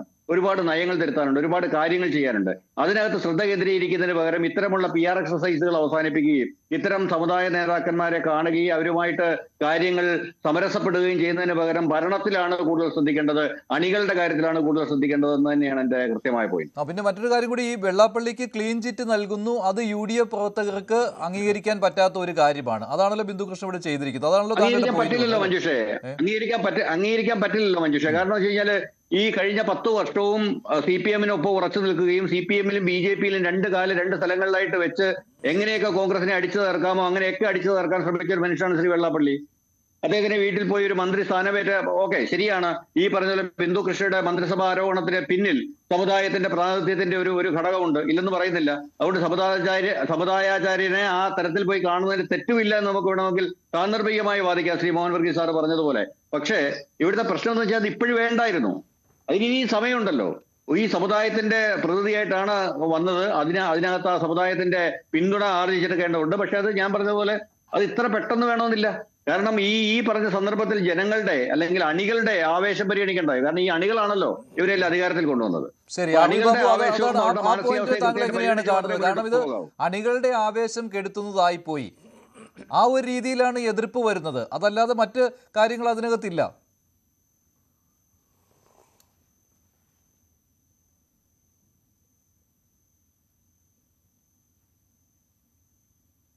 ശ്രീ RV ബാബു, എന്നോട്ടാണോ? അതെ അതെ, ഞാൻ കേട്ടില്ല. ഇതിനകത്തെ ഒരു കാര്യം മനസ്സിലാക്കേണ്ടത്, അണികളുടെ ഒരു നിരാശയിലേക്ക് കാരണമായി എന്നുള്ളതൊക്കെ ഏത് ഭാഗത്താണ്? ഞാനതുകൊണ്ടാണ് പറഞ്ഞത്. അണികൾ എന്ന് പറഞ്ഞിട്ട് ഈ ബഹളം വയ്ക്കുന്ന ആൾക്കാരായ ഇപ്പൊ രമേശ് ചെന്നിത്തല കോൺഗ്രസിന്റെ ഒരു മുതിർന്ന നേതാവാണ്. അപ്പൊ നമുക്ക് വെള്ളാപ്പള്ളി നടേശൻ UDF-നെതിരെ LDF ജയിക്കണം, പിണറായി വിജയന്റെ ഭരണം തുടരണമെന്ന് പരസ്യമായി പറഞ്ഞിട്ടൊരാളാണ്. അതിൽ ഞാനത് അംഗീകരിക്കുന്നു, അങ്ങനെ പറഞ്ഞിട്ടൊരാളാണ്. പക്ഷേ അങ്ങനെ പറയുമ്പോൾ പോലും നമ്മൾ ഗ്രൗണ്ട് റിയാലിറ്റി നോക്കണമല്ലോ. ഈ ഗ്രൗണ്ടിൽ എങ്ങനെ പെരുമാറി. അപ്പോൾ ഈ ബിന്ദു കൃഷ്ണയെ സംബന്ധിച്ചിടത്തോളം വെള്ളാപ്പള്ളി നടേശൻ ബിന്ദു കൃഷ്ണയ്ക്ക് അനുകൂലമായി അവിടെ SNDP യോഗം പ്രവർത്തിച്ചിട്ടുണ്ടോ? അതേപോലെ രമേശ് ചെന്നിത്തലയ്ക്ക് അനുകൂലമായി അവിടെ SNDP യോഗം പ്രവർത്തിച്ചിട്ടുണ്ടോ? അതൊക്കെ ആയിരിക്കാം അവരെയൊക്കെ വെള്ളാപ്പള്ളി നടേശനെ കാണാനും പോയി അത് അവരുടെ നന്ദി പറയാനും ഒക്കെ പ്രേരിപ്പിക്കുന്ന ഘടകം. പരസ്യമായിട്ട് പറയുന്നത് ഒരു കാര്യമായിരിക്കാം, അത് UDF-ന് എതിരായിട്ടുള്ള നിലപാട് പറഞ്ഞിട്ടുണ്ടാകാം. പക്ഷെ വ്യക്തിപരമായിട്ട് പല മണ്ഡലങ്ങളിലും വ്യക്തിപരമായി സ്ഥാനാർത്ഥിയെ നോക്കി നിലപാടെടുക്കുന്ന സാഹചര്യമാണ് പല സമുദായ സംഘടനകളും. ഇപ്പോൾ നോക്കൂ, G. സുകുമാരൻ നായർ, അദ്ദേഹം തെരഞ്ഞെടുപ്പിന് ശേഷം, അതായത് വിജയം റിസൾട്ട് വന്നതിന് ശേഷം UDF-ന്റെ മന്ത്രിസഭ ഉണ്ടാക്കുന്നതിലും മുഖ്യമന്ത്രി തീരുമാനിക്കുന്നതിലും ഒക്കെ വലിയ തോതിലുള്ള ഒരു ലാഗിങ് വന്ന സമയത്ത് ശക്തമായ വിമർശനമായിട്ട് രംഗത്ത് വന്നു. ആ സമയത്ത് തിരുവഞ്ചൂർ രാധാകൃഷ്ണൻ എന്താ പറഞ്ഞത്? അദ്ദേഹത്തിന് അത് പറയാനുള്ള അവകാശമുണ്ട്, അദ്ദേഹം പറഞ്ഞത് ശരിയാണ് എന്ന് തിരുവഞ്ചൂർ രാധാകൃഷ്ണൻ പറഞ്ഞില്ലേ? തിരുവഞ്ചൂർ രാധാകൃഷ്ണൻ G. സുകുമാരൻ നായരെ വിമർശിച്ച് രംഗത്ത് വരികയാണോ ചെയ്തേ? തിരുവഞ്ചൂർ രാധാകൃഷ്ണൻ മന്ത്രിയായിട്ടുള്ള, ഞാൻ മനസ്സിലാക്കുന്നത് മോൻസി ജോസഫ് G. സുകുമാരൻ നായരെ പോയി കണ്ടു എന്നാണ്. മന്ത്രി ആയതിനു ശേഷം മോൻസി ജോസഫ് G. സുകുമാരൻ നായരെ പോയി സന്ദർശിച്ചു എന്നാണ് ഞാൻ സോഷ്യൽ മീഡിയയിൽ നിന്ന് കാണുന്നത്. Subject to correction. ശരിയാണോന്ന് അത് മഞ്ജുഷ് പറയണം. കാരണം ഞാൻ ഫോട്ടോയാണ് കണ്ടത്, അതിനെന്താ വിമർശിക്കാത്തത്? അദ്ദേഹം UDF-നെതിരായി പരസ്യമായി നിലപാടെടുത്ത ആളാണ്, പ്രചരിക്കുന്നുണ്ട്. എന്തുകൊണ്ടാ G. സുകുമാരൻ നായർ വിമർശിക്കാത്തത്?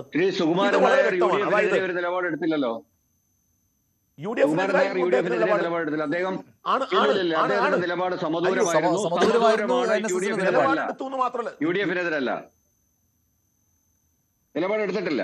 നോക്കൂ, അതേസമയം വെള്ളാപ്പള്ളി നടേശൻ വളരെ കൃത്യമായ നിലപാടെടുത്തു. നായരുടെ പ്രസ്താവനകൾ ഞാൻ പറഞ്ഞോട്ടെ ജി സുകുമാരൻ നായരുടെ നിലപാടും പരസ്യ പ്രസ്താവനകളും ഒക്കെ LDF അനുകൂലമായിരുന്നു. നമ്മൾ നോക്കൂ, അതായത് ശബരിമല അയ്യപ്പ സംഗമവുമായി ബന്ധപ്പെട്ടും ശബരിമല കേസിനെ സംബന്ധിച്ചുള്ള ചോദ്യങ്ങൾ വന്നപ്പോൾ ആ കേസുകൾ പിൻവലിച്ചു എന്നും അയ്യപ്പ സംഗമം അത് കാലത്തിന് ചേർന്നതായിരുന്നു എന്നും ഒക്കെ ന്യായീകരിച്ച് LDFന്റെ എല്ലാ പ്രവൃത്തിയെയും ന്യായീകരിച്ച ആളാണ് ജി സുകുമാരൻ നായർ. NSSനകത്ത് അത് വലിയ സമുദായത്തിനകത്ത് അയ്യപ്പ സംഗമവുമായിട്ട് ബന്ധപ്പെട്ടിട്ട് സുകുമാരൻ നായർ ന്യായീകരിച്ചു എന്നുള്ളത് ശരിയാണ്. പക്ഷെ തെരഞ്ഞെടുപ്പിൽ UDFനെതിരെ ഒരു നിലപാട് അദ്ദേഹം എടുത്തിട്ടില്ല. അതേസമയം വെള്ളാപ്പള്ളി നടേശൻ കൃത്യമായ നിലപാടെടുത്ത ആളാണ്. കൃത്യമായിട്ട് UDF വിരുദ്ധ നിലപാടെടുക്കുകയും UDF LDFനെ വിജയിപ്പിക്കാൻ വേണ്ടുന്ന എല്ലാ കാര്യങ്ങളും ചെയ്യുകയും ചെയ്ത ഒരാളാണ്. അദ്ദേഹത്തിന്റെ മകനെ BJPയുടെ കൂടെ നിന്ന ആളാണ്.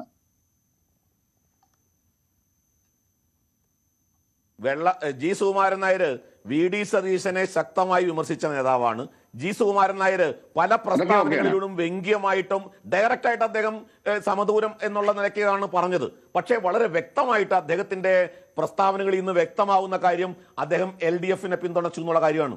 അതിൽ യാതൊരു സംശയമില്ല.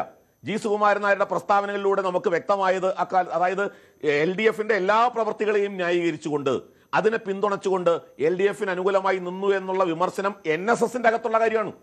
അത് വളരെ വ്യക്തമാണ്. അപ്പോൾ ഞാൻ പറഞ്ഞത് ഈ ഇനി അത് മാത്രമല്ല, ഈ മന്ത്രിസഭാ രൂപീകരണവുമായി ബന്ധപ്പെട്ട് ജി സുകുമാരൻ നായർ നടത്തിയ വിമർശനോ ഞാൻ പറഞ്ഞത് സുകുമാരൻ നായരെ വിമർശിക്കാൻ 1000 കാരണങ്ങളുണ്ടാവും. പക്ഷേ ഈ തെരഞ്ഞെടുപ്പ് കാലത്ത് സഹായിച്ചു എന്നുള്ളത് അതിൽ ഉൾപ്പെടുത്താൻ പറ്റില്ല. തെരഞ്ഞെടുപ്പ് നടത്തിയാൽ UDFന് 30 സീറ്റ് പോലും, സർ ഞാൻ പറയട്ടെ, സാർ ഇടയ്ക്കേട് സംസാരിക്കില്ലേ, 30 സീറ്റ് പോലും കിട്ടില്ല എന്ന് പറഞ്ഞത് ആരായിരുന്നു? ഇപ്പോൾ തെരഞ്ഞെടുപ്പ് നടത്തിയാൽ UDFന് 30 സീറ്റ് പോലും കിട്ടില്ല എന്ന് പറഞ്ഞ് വിമർശിച്ചത് ആരായിരുന്നു? ജി സുകുമാരൻ നായരാണ്. അദ്ദേഹത്തെ പോയി കണ്ടില്ലേ ഈ പറയുന്ന UDF നേതാക്കന്മാര്, മന്ത്രി? അപ്പൊ ഞാൻ പറയുന്നത് അതിനൊന്നും വിമർശന വിധേയമാക്കാതെ വെള്ളാപ്പള്ളി കാരണം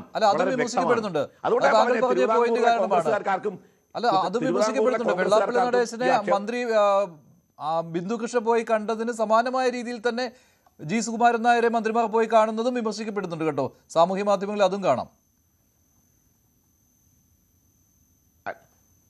അല്ല, മോൻസ് ജോസഫ് പോയി കണ്ടതിനെ വിമർശിച്ച് ആരെങ്കിലും പറഞ്ഞതായിട്ട് എന്റെ അറിവിലില്ല. അത് ഇതുവരെ വന്നതായിട്ട് ഞാൻ കണ്ടില്ല. മന്ത്രി KA തുളസി പോയി കണ്ടത് ആ കാര്യവും വന്നിട്ടുണ്ട്. ആ ഫോട്ടോയൊക്കെ ചേർത്ത് വെച്ചാണ് വരുന്നത്. റിയാലിറ്റി വേറെ ഒന്നാണ്. തെരഞ്ഞെടുപ്പ് കാലത്ത് പറഞ്ഞത് കോൺഗ്രസിന്റെ തിരുവിതാംകൂറിലെ കോൺഗ്രസ് നേതാക്കന്മാരാരും നേതാക്കന്മാർക്ക് ആർക്കും ഈ ആക്ഷേപമില്ല മഞ്ജുഷേ. തിരുവിതാംകൂറിലെ കോൺഗ്രസ് നേതാക്കന്മാർക്ക് ആർക്കും ഈ പിന്നെ റഹ്മത്തുള്ള പറയുകയുണ്ടായി. അതായത് സംവരണ സമുദായ മുന്നണിയെ സംബന്ധിച്ച് അന്ന് ഒരുമിച്ച് പ്രവർത്തിച്ച വെള്ളാപ്പള്ളി നടേശന് മുസ്ലിം സമുദായത്തെ കുറിച്ച് കൃത്യമായിട്ട് അറിയാമെന്ന്. അത് വളരെ വ്യക്തമായിട്ട് വെള്ളാപ്പള്ളി നടേശൻ വ്യക്തമാക്കിയിട്ടുണ്ട്. സംവരണ സമുദായത്തിന്റെ പേരിൽ ഒരുമിച്ച് നിന്ന് അവസാനം ഞങ്ങളെ കാലുവാരി. എന്തിന്? മലപ്പുറം ജില്ലയില് UDF ഭരിച്ചിരുന്ന സമയത്ത് 38 സ്കൂളുകൾക്ക് ഒറ്റയടിക്ക് എയ്ഡഡ് പദവി നൽകുമ്പോൾ അവിടെ അപേക്ഷ കാത്തുകെട്ടി കിടക്കുകയാണ് SNDPയുടെ സ്കൂളുകളുടെ എയ്ഡഡ് പദവിക്ക് വേണ്ടിയിട്ട്, സ്ഥാപനങ്ങളുടെ എയ്ഡഡ് പദവിക്ക് വേണ്ടിയിട്ട്. പകരം മുസ്ലിം സമുദായത്തിന്റെ സ്കൂളുകൾക്ക് ഒറ്റയടിക്ക് എയ്ഡഡ് പദവി നൽകാനുള്ള തീരുമാനം ഉണ്ടായി. ഇതെല്ലാം UDF സമയത്തുണ്ടായതല്ലേ?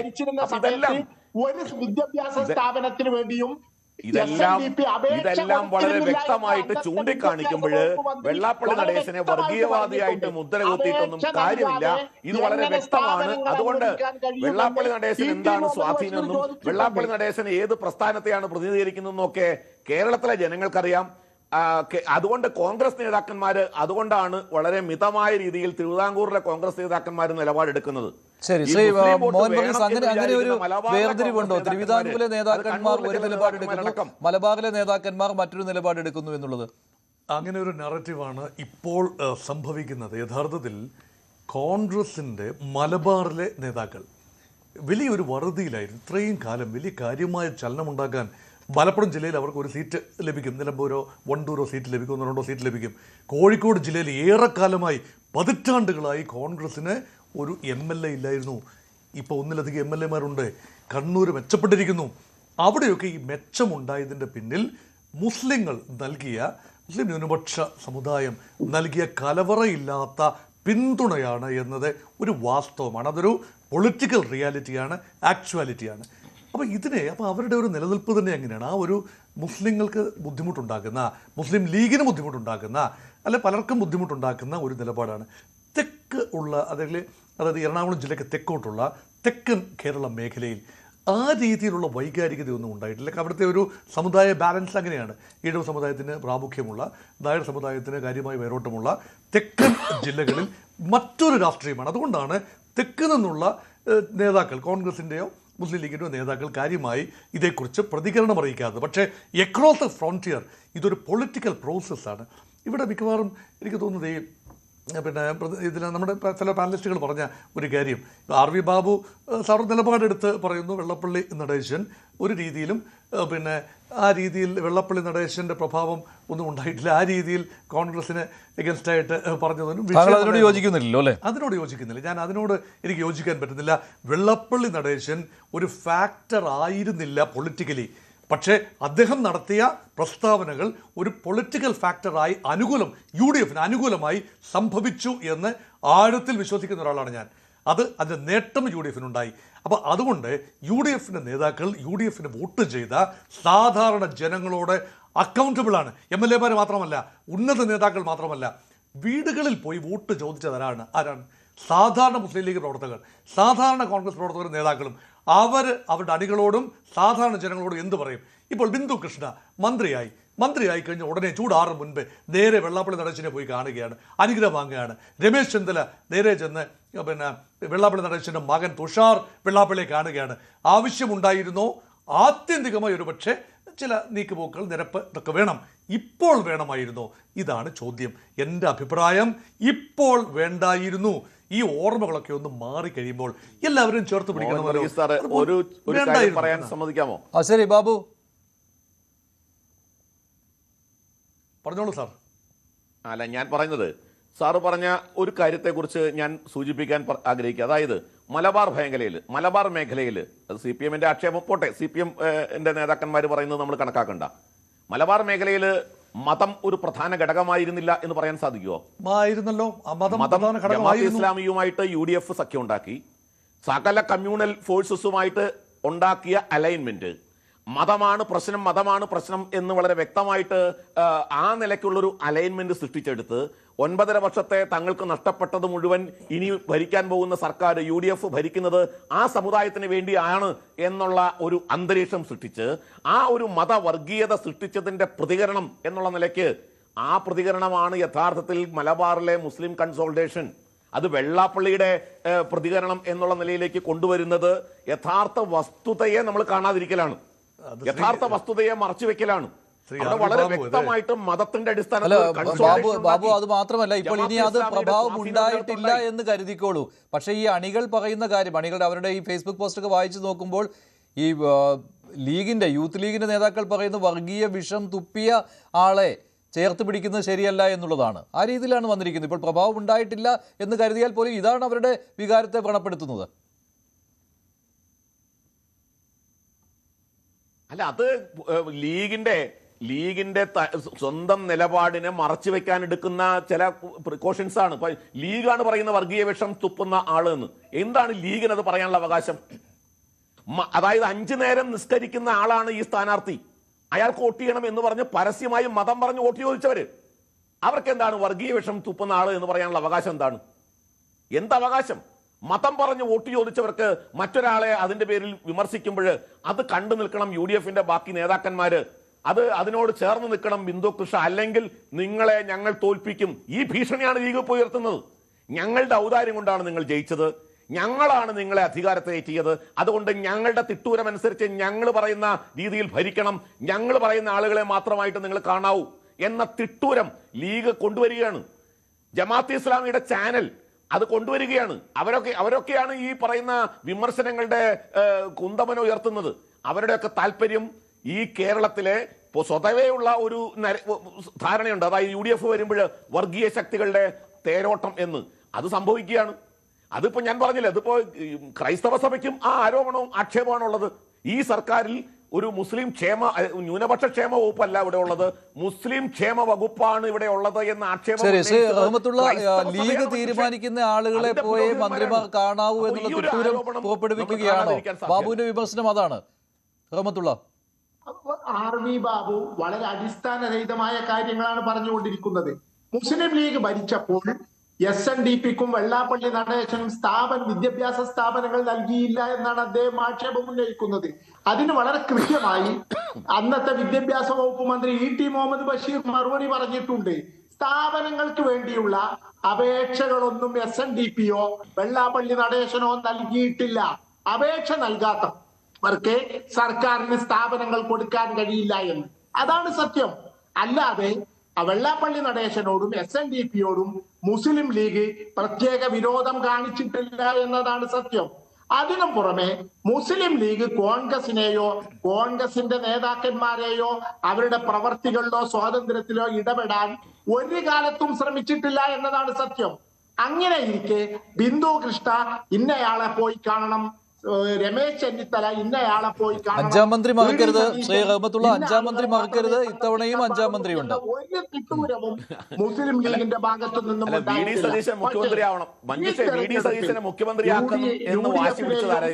അതിന്റെ നേതാക്കളെയും മനഃപൂർവ്വം തോൽപ്പിക്കുന്നതിന് വേണ്ടി പരസ്യമായി രംഗത്തിറങ്ങിയ ഒരുപാട് ആളുകളുണ്ട്.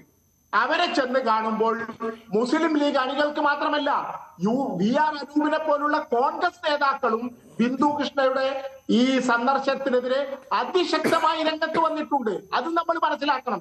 KPCC സെക്രട്ടറി സ്ഥാനം വഹിക്കുന്നവർ പോലും ബിന്ദു കൃഷ്ണ വെള്ളാപ്പള്ളിയെ പോയി കണ്ടത് ശരിയായില്ല എന്നും, അതുപോലെ രമേശ് ചെന്നിത്തല തുഷാർ വെള്ളാപ്പള്ളിയെ സന്ദർശിച്ചത് ശരിയായിട്ടില്ല എന്നും പറഞ്ഞിട്ടുണ്ട്. മുസ്ലിം ലീഗിനേക്കാൾ കോൺഗ്രസിന്റെ പക്ഷത്തു നിന്നുമാണ് വിമർശനങ്ങൾ വന്നത്. RV ബാബു പറഞ്ഞത് ശരിയല്ല. തെക്ക് ഭാഗത്തുള്ള കോൺഗ്രസ് നേതാക്കളും ഈ വിമർശനങ്ങളുടെ മുന്നിൽ തന്നെ നിൽക്കുന്നുണ്ട് എന്നതാണ് വിഷയം. KM ഷാജി പറഞ്ഞതുപോലെ അധികാരത്തിൽ കിട്ടാതിരുന്ന ആനുകൂല്യങ്ങൾ തിരിച്ചുപിടിക്കാൻ മുസ്ലിങ്ങൾ എന്തെല്ലാമോ ചെയ്യുന്നു എന്ന ധാരണ BJPയും അതിന്റെ നേതാക്കന്മാരും സംഘപരിവാരും പരത്താൻ ശ്രമിക്കുന്നത് നമുക്ക് മനസ്സിലാക്കാൻ കഴിയും. പക്ഷെ അതൊന്നുമല്ല.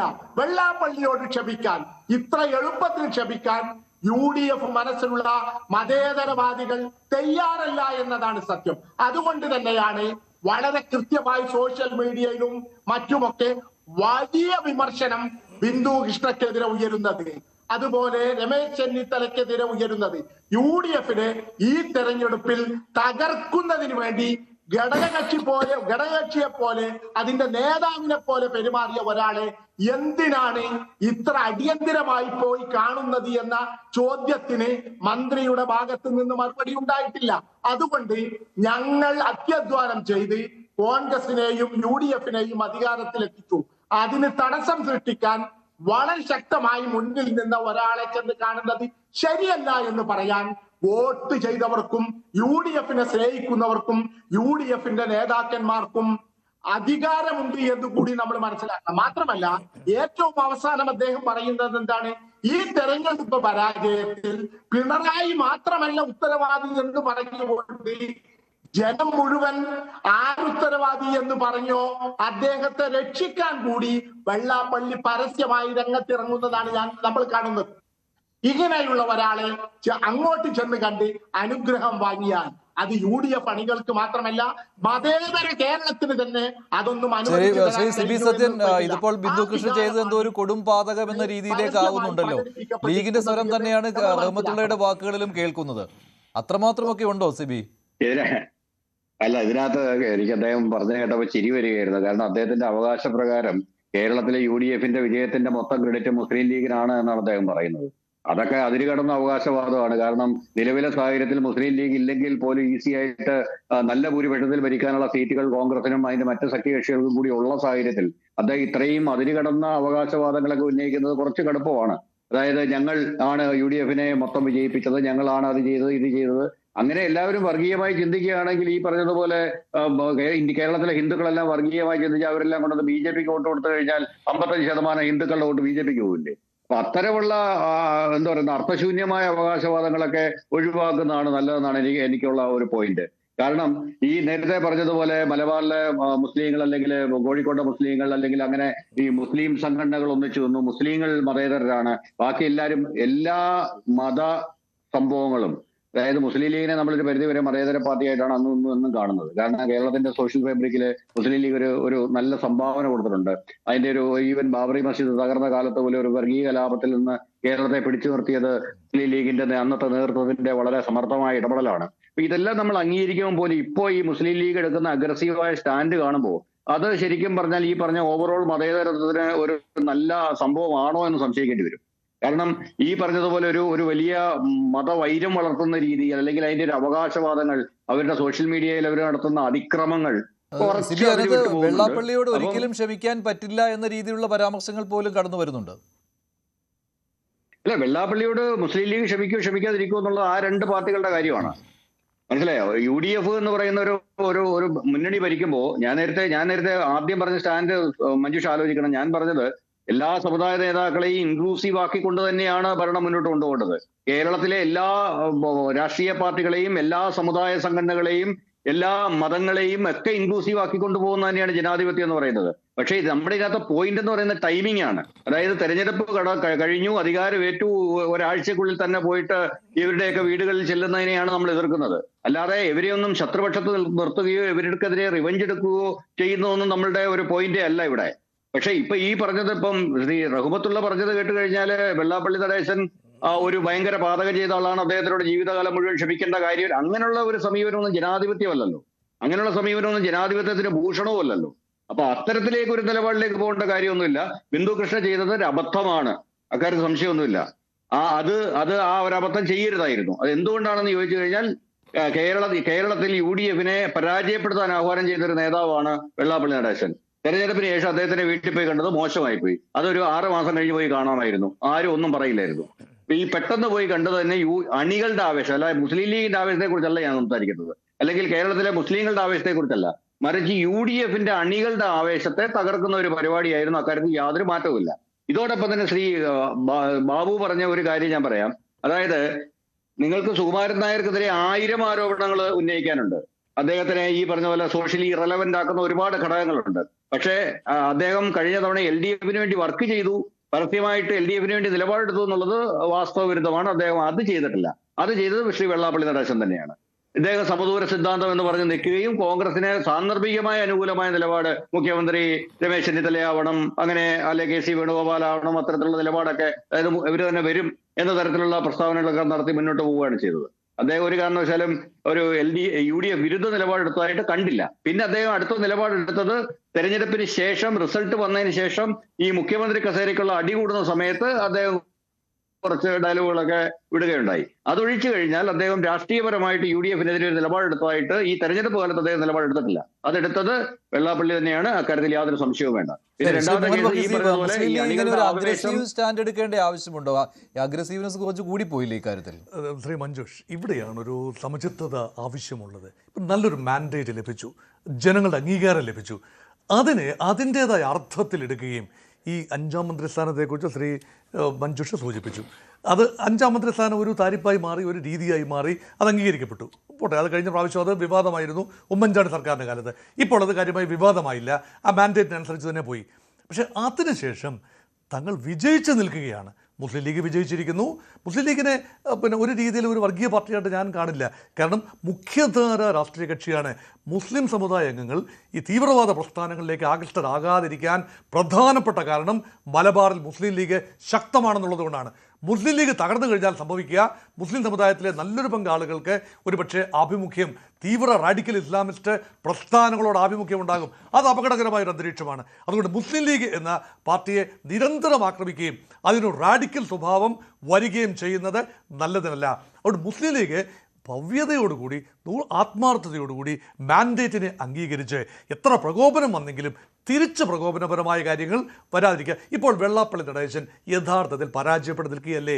വെള്ളാപ്പള്ളി നടേശൻ്റെ കൽപ്പനകൾക്കും ജൽപ്പനകൾക്കും തീട്ടൂരങ്ങൾക്കും ഒക്കെ സ്വന്തം സമുദായം പോലും കാര്യമായ ഒരു പരിഗണന നൽകിയില്ല എന്ന് കൊല്ലം ജില്ലയിലെയും ആലപ്പുഴ ജില്ലയിലെയും തിരഞ്ഞെടുപ്പ് ഫലങ്ങൾ വെച്ചുകൊണ്ടെങ്കിലും വിശകലനം ചെയ്യാമല്ലോ. മലബാർ പോയിക്കോട്ടെ, അവിടെയും UDF തന്നെയായിരുന്നു മേൽക്കൈ. അതെങ്ങനെ സംഭവിക്കും? അതുകൊണ്ട് NSSനാകട്ടെ SNDPക്കാകട്ടെ ഈ സമുദായ അംഗങ്ങൾ മുഴുവൻ സമുദായ നേതാക്കൾ അല്ലെങ്കിൽ ശ്രീ വെള്ളാപ്പള്ളി നടേശനോ ശ്രീ G. സുകുമാരൻ നായരോ പറയുന്നതനുസരിച്ച് വോട്ട് ചെയ്യുമെന്ന് അരിയാഹാരം കഴിക്കുന്ന ആരും വിശ്വസിക്കില്ല. കുറേ പേരൊക്കെ ചെയ്തേക്കാം, പക്ഷേ മഹാഭൂരിപക്ഷം പേരും അവർക്കുള്ള രാഷ്ട്രീയ അനുഭവം വെച്ച് ആഭിമുഖ്യം വെച്ച് വോട്ട് ചെയ്യുന്നവരാണ്. ഇതാണ് യാഥാർത്ഥ്യം. ഇനി മറുവശത്ത് കോൺഗ്രസ് നേതാക്കളെ പ്രചോദിപ്പിക്കുന്ന ഒരു കാര്യം എന്താ? അതൊരു പഴയ DNA ആണ്, അതവിടെ കിടക്കുകയാണ്.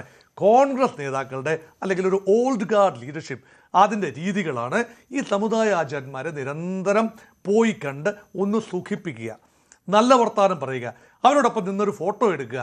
ഇതൊക്കെയാണ് അംഗീകാരം, ഇങ്ങനെയൊക്കെയാണ് തങ്ങൾക്ക് പിന്തുണ കിട്ടുന്നത് എന്ന് ഉപബോധ മനസ്സിൽ കയറി പറ്റിയ ഒരു ചിന്തയാണ്. എന്നാൽ യഥാർത്ഥത്തിൽ ഇപ്രാവശ്യത്തെ 2026 തെരഞ്ഞെടുപ്പിലെ മാൻഡേറ്റ് അവലോകനം ചെയ്താൽ യഥാർത്ഥത്തിൽ ഹിന്ദു സമുദായ സംഘടനകൾ എന്താണോ പറഞ്ഞത് അതനുസരിച്ചല്ല, അല്ലെങ്കിൽ പ്രത്യേകിച്ച് SNDP യോഗത്തിൻ്റെ തലപ്പത്തിരിക്കുന്നവർ പറഞ്ഞതനുസരിച്ചല്ല സമുദായ അംഗങ്ങളും മഹാഭൂരിപക്ഷം ആളുകളും വോട്ട് ചെയ്തത്. അവർക്ക് അത്രയും പ്രാധാന്യമേ ഉള്ളൂ എന്ന് കേരള ജനത വിധി എഴുതി. ഇത് യാഥാർത്ഥ്യമാണ് എന്ന് വിശ്വസിക്കാൻ തക്ക ഒരു മനോഭാവം ഇല്ലേ ശ്രീമതി ബിന്ദു കൃഷ്ണയ്ക്ക്? എന്നിട്ട് പിന്നെ എന്തിനാണ് നന്ദി പറയാൻ പോയത്? നന്ദി പറയാം, ആദ്യം നന്ദിയല്ല പറയേണ്ടത്. ഓക്കെ, അക്നോളജ് ചെയ്യാം സമുദായ നേതാക്കളെ പിന്നീട്. പക്ഷേ ഇപ്പോൾ നന്ദി പറഞ്ഞാൽ അതിനർത്ഥം വെള്ളാപ്പള്ളി നടേശൻ ഒരു തലപ്പൊക്കത്തിൽ നിൽക്കും. അത് കോൺഗ്രസ്സുകാർക്ക് അഭിമാനക്ഷതമാണ്. എന്തുകൊണ്ടാണ്?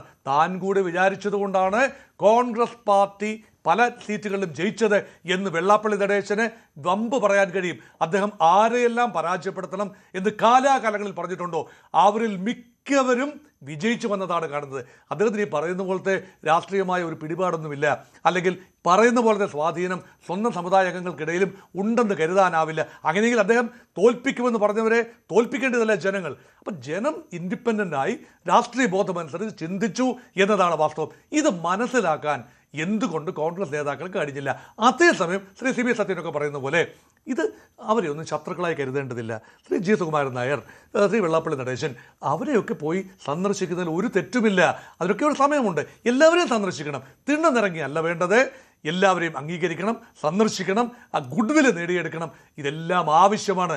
ഭരണത്തിൽ കയറുന്നവർക്ക് അഹങ്കാരം നന്നല്ല. പക്ഷേ ഇപ്പോൾ അത് ചെയ്തത് അനൗചിത്യമാണെന്ന് അടിവരയിട്ട് പറയുന്നു. ശരി, ശ്രീ ആറിബാബു, ഈ അനൗചിത്യമുണ്ട് എന്നുള്ള കാര്യം താങ്കൾ എന്തായാലും സമ്മതിക്കുന്നില്ലല്ലോ അല്ലേ?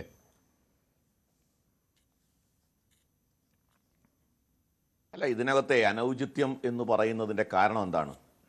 അനൗചിത്യം എന്ന് പറയുന്നത് ഒരു വിഭാഗം ആളുകൾ അവർക്കെതിരെ നടത്തിയിട്ടുള്ള വിമർശനങ്ങൾക്ക് അല്ലെങ്കിൽ ആ വിമർശനം ഉയർത്തിയ ആളെ പോയി കണ്ടു എന്നുള്ള ആ അടിസ്ഥാനത്തിലാണ് അനൗചിത്യം എന്ന് പറയുന്നത്. അത് ഞങ്ങളാണ് കേരളത്തിലെ അധികാരം കൊണ്ടുവന്നത്, ഞങ്ങളാണ് UDFനെ ജയിപ്പിച്ചത് എന്ന ഒരു ധിക്കാരത്തിൻ്റെ അടിസ്ഥാനത്തിലാണ് ഈ പറയുന്ന കാര്യങ്ങളൊക്കെ സംഭവിച്ചിട്ടുള്ളത്. ഇപ്പോൾ ഇവിടെ വെള്ളാപ്പള്ളി നടേശന് ഇപ്പോൾ അദ്ദേഹത്തിൻ്റെ രാഷ്ട്രീയപരമായ നിലപാടിനോട് അദ്ദേഹം എടുത്ത നിലപാടിനെ യോജിക്കുന്ന ഒരാളല്ല ഞാൻ. പക്ഷേ വെള്ളാപ്പള്ളി നടേശൻ ഒരു ഹിന്ദു സംഘടനാ നേതാവാണ്, G. സുകുമാരൻ നായർ ഒരു ഹിന്ദു സംഘടനാ നേതാവാണ്. അവർക്ക് അവരുടെ അഭിപ്രായം പറയാനുള്ള സ്വാതന്ത്ര്യമുണ്ട്. അതിൻ്റെ അടിസ്ഥാനത്തിൽ തെരഞ്ഞെടുപ്പിന് ശേഷമുള്ള മന്ത്രിയാവുന്ന ആൾ, മുഖ്യമന്ത്രി അല്ലെങ്കിൽ മന്ത്രിയാവുന്ന ആൾ, അതിന് മുൻപായിട്ട് അവരെടുത്ത രാഷ്ട്രീയ നിലപാടിനെ അടിസ്ഥാനപ്പെടുത്തി വേണം ഒരു മന്ത്രി പെരുമാറാൻ എന്ന് വരുന്നത് അതത്ര സുഖമുള്ള കാര്യമല്ല, അത്ര നല്ലതല്ല. ഒരു മന്ത്രി എന്നുള്ള നിലയ്ക്ക് ഒരു വലിയ സംഘടനയുടെ നേതാവാണ്. നമുക്ക് ഇഷ്ടപ്പെട്ടാലില്ലെങ്കിലും തെരഞ്ഞെടുപ്പ് UDF അംഗീകരിച്ചാലും ഇല്ലെങ്കിലും വെള്ളാപ്പള്ളി നടേശൻ SNDP യോഗം എന്ന് പറയുന്ന ഒരു വലിയ സംഘടനയുടെ നേതാവാണ്. അദ്ദേഹത്തെ പോയി കണ്ടു എന്നുള്ളതൊരു കുറ്റമായിട്ട് കാണുന്ന ആ ആളുകൾ അവർ യഥാർത്ഥത്തിൽ ഈ പറയുന്ന പ്രസ്ഥാനത്തെ UDF ഭരണത്തെ എത്ര കണ്ട് മുന്നോട്ട് കൊണ്ടുപോകാൻ സഹായകരമാകും എന്നുള്ള കാര്യത്തിൽ എനിക്ക് സംശയമുണ്ട്. അവർ ഈ മുന്നണി സംവിധാനത്തെയും ഈ മന്ത്രിസഭയ്ക്കും തന്നെ വലിയ ഭീഷണിയായിട്ടാണ് അത്തരം ആൾക്കാർ മാറാൻ പോകുന്നത്. ഇപ്പോൾ G. സുകുമാരൻ നായർ NSS പോലുള്ള ഒരു വലിയ സംഘടന നേതാവല്ലേ, അദ്ദേഹത്തെ പോയി കണ്ടു. അവർ തെരഞ്ഞെടുപ്പിലൊരു നിലപാടെടുത്തിട്ടുണ്ടാവും, അല്ലെങ്കിൽ തെരഞ്ഞെടുപ്പിൽ വ്യത്യസ്തമായ അഭിപ്രായം പറഞ്ഞിട്ടുണ്ടാവും.